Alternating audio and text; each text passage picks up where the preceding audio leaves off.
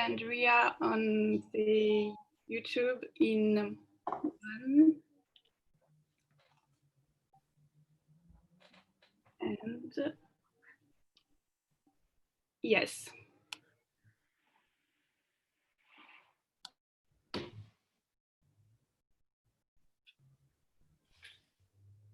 Hello, dear Utopians. Bonjour, hola, buenos dias, dober dan, hey, goedemiddag. Welcome to this noon talk. I am Charlotte Demel, master student in law school. And I am Louis Laridon, MA student in artificial intelligence and vice president for students at CY Sergi Paris University. We'll be your host every noon during CY EUTOPIA week. We prepare some interesting topics and hope that you will learn new things on EUTOPIA. What is a noon talk, Charlotte? A noon talk is a discussion on various subjects, so exciting that you could all wait for a while before having lunch. We invited EUTOPIA specialists on 3 topics: open science, that is today, knowledge bazaar, that will be tomorrow, and finally, international mobility. So stay tuned on our YouTube channel every day at 12 precisely. Of course, the video will be available on all our social networks afterward. And please note that you still can react to the noon talks on every social media of EUTOPIA. They are listed under the video below. But let's introduce you to your today's guest, Jean-Claude Burgelman. Jean-Claude is professor at the Communication Science Department, Vrije Universiteit Brussels, and responsible for open science and data policies of DG RTD, European Commission. In 2008, he joined DG RTD as advisor and then head of the unit in charge of the top-level advisory boards, like the European Research and Innovation Area Board, the Innovation for Growth Group on the European Forum for forward-looking activities. Till 2000, he was full professor of communication technology policy at the Vrije University of Brussels, as well as director of the Center for Studies of Media, Information and Telecommunication, and was involved in science and technology assessment. Our first question would be, why is open science better for science? So, well, it is better for science because it is actually something that is the way science will behave in the 21st century. So first of all, to introduce the topic a bit and to make people aware that open science is not something only specialists think or talk about or only freaks. 3 weeks ago, I did a search on Google on open science, but combined, so not an open search, and you have more than 4 billion hits.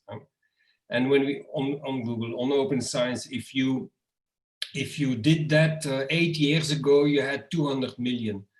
The same for open data. If I Google open research data, I have close to 3 billion hits. If I go back in time, I have at least say 500 to 600% less. So of course, this is only, is it a correlation or what does it mean? It means not so much. It only means that the topic is now mainstream. And why is it mainstream? Because open science is the way science will happen in the 21st century. It is actually the opposite of closed science, which is the old way we did it. You know, and it's always easy to work with metaphors. And you have the brilliant or the not so brilliant academic working alone in a laboratory, searching for his data, compiling it, and then he comes out after a few years with his results. We are now in a situation where you can share your data immediately, they are shared immediately, you can collaborate on them immediately because they are available across the world. Science has become a global collaborative, most of the science has become a global collaborative exercise, in particular in yours, in artificial intelligence, for example, computer science de facto, since software became so dominant, is a global collaborative open effort, and so on. And so it allows science, and now I come to the core of my answer, it allows science to be more productive, but not only in an economical way, but in a science way. You can do more science with the same money. The data that I am financed to produce with my research, if I make them available, or you or my colleague here, Enric, if you make them available for reuse and you come in and you have a better view on it or a better idea, you simply have more science. So you can have more and better science. It is more transparent because it is open, which means you reduce the level of risk. There will always be risk, there will always be cheating. But if it is openly available, it will be easily found out. And thus, as a funder, because I was 10 years a funder, for your same investment, Europe invests 140 billion per year in the whole of Europe in research, you get more results. So faster science, more transparent, and because of faster, more productive, more transparent because of more transparent and collaborative, better science, more reliable, and actually you get more out of your investments. So this is actually why open science is so good. And then finally, because all the big challenges that we have as scientists or as scientific community are actually cross-cutting challenges. If you read the books of Harari, just to give you one example, all the challenges he lists, if it goes from high-tech to low-tech, most of them are a combination of disciplines, not only in the exact sciences, in the alphas, but also between the sciences. So if you take every grand challenge, it's also a behavioral challenge, which means you need the social sciences. Now, the only way you can scientifically answer to these challenges is by combining the data. Now, if I don't have the data openly available, I can't combine them. So it is a more productive science, but it is also the science we need to challenge and to tackle the challenges we are facing in the 21st century. Okay, thank you very much. Maybe it's too soon to ask this question, but does COVID-19 research demonstrate open science is indeed the way forward for science in the 21st century? Well, you know, I personally think that the turning point, and we wrote a little piece on it for a book, I think my university, which is now the VUB, it's not the commission, so is will produce, is I really think that if there was still a lot of doubt if open science is the way to go and open access and open data, I think COVID, the science around COVID and Corona has given the final push to convince the people who doubt that this is really worth looking into. Why? What have we seen with COVID? First of all the publications that were available and which were important for COVID were made immediately available in open access, which is one of the pillars of open science. All the big publishers and all the small ones, they pooled it under the WHO database, so that suddenly what was not possible for decades, namely open access for top journals like Nature, Lancet, British Medical Journal and so forth, suddenly it was available. What did we see? Second thing, almost immediately, you got research collaborations across the globe in order to find a vaccine. The only way this was possible to be so fast and to go forward is because the data were available in an open format, in one way or another. So that means that an enormous amount of scientific energy has been channeled now in an open and collaborative way, in a way that was never possible before at this scale. Maybe in CERN, in physics, in bioengineering as well, but at this scale where so many scientists across the globe work together, make their publications available. There are 29,000 publications in preprint servers for the moment now in the world, which means that I give access to my science without even having published it.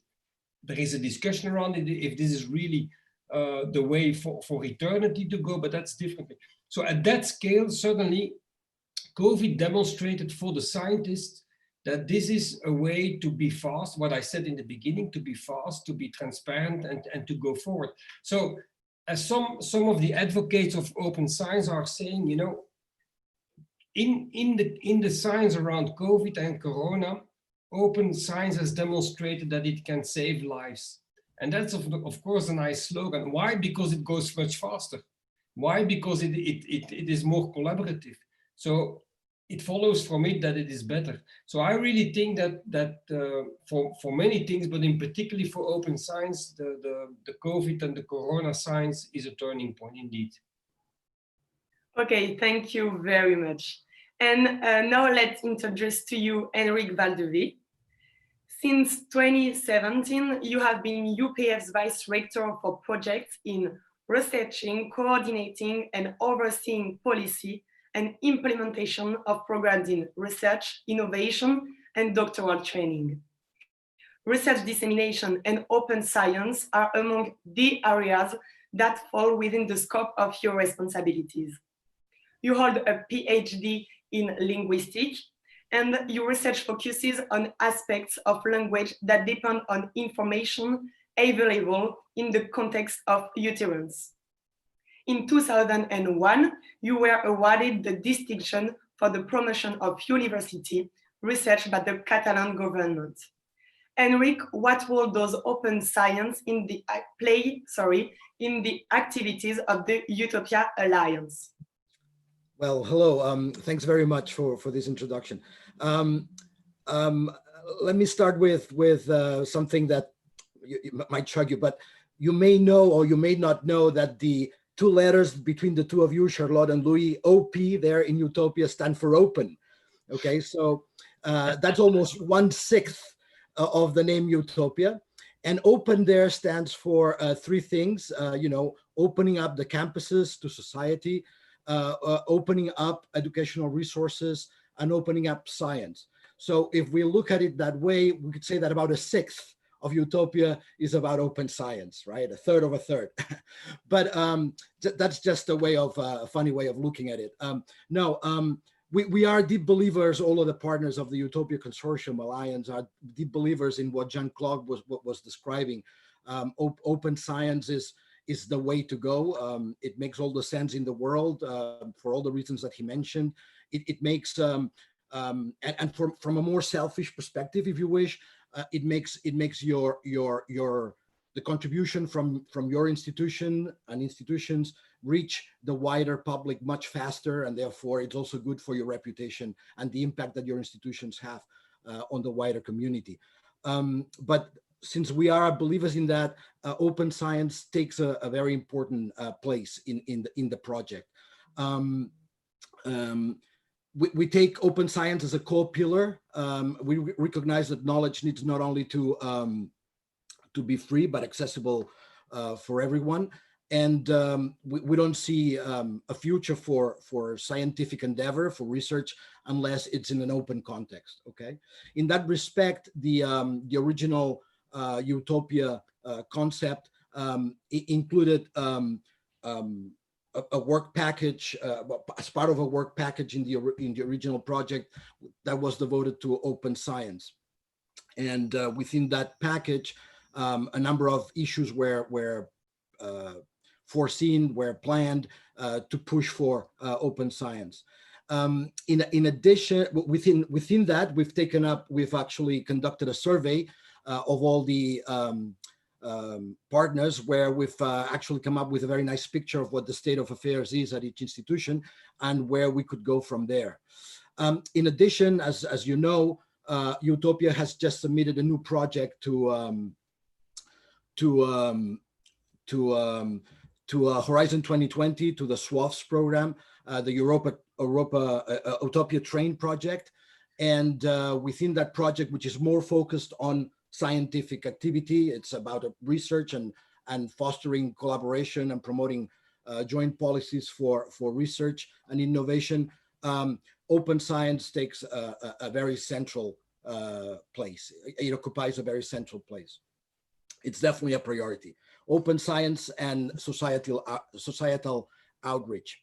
Okay, and basically the focus there is focusing on citizen science. That is the participation of the citizen in scientific activities from the outset until the very end. Outreach, but also involvement at all stages of the development of research design. And there are different points of emphasis which go from the promotion of open access Jean-Claude was referring at the availability of documents and data sets, very importantly, as he was mentioning, and that go through a number of specific the implementation of a number of specific aspects. That cover all sorts of issues that you might not even conceive of, but it goes not only through open access and open access to research data, but also how we encourage young researchers to go open, how we help them get acquainted with the tools that they need, how we promote openness through the assessment of research careers, and a whole number of issues, policy, of course, etc. Yeah. You mentioned the result of a survey that has been carried to identify open science issues across the European Alliance.